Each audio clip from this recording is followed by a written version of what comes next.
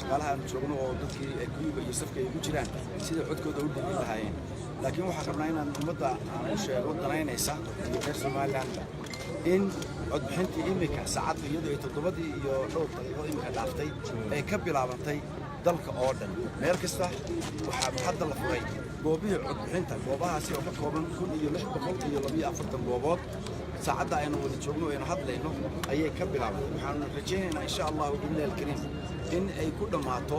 nabad iyo ammaan iyo dadkii codkoodii dhammaantood wada dhiibtay markay saacaddu caawatahay insha Allah billahi alkariim 6 maqribnimo ayaan rajaynaynaa ilaahay baan waxaan dilaqaynaa inaan waqti ka soo gaarnay maanta in badan baan soo gurguranayno oo soo soconnay laakiin aakhirataanki maanta waxaan taagannahay waqti haddaan nahay komishanka doorashooyinka qaranka waxaan ku farxno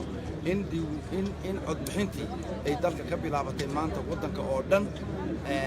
si nabadana ay ku socoto ilaahayna waxaan ka rajaynaynaa in ay natiijo khayr qabta codkii qofkii ku guuleystay ay komishanku markaasi soo saaraan dhowr cisho ka bacdi marka ay maanta si fiican inoo ku dhammaato tirintana ay caawo isla markaaba ay bilaaban doonto codadka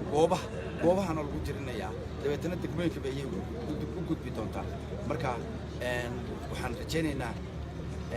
oo u hambalyeynayna waliba dadka reer Somaliland maanta inay codbixintii ay doonayeen oo ay muddo sugayeen ay hadda u bilaabatay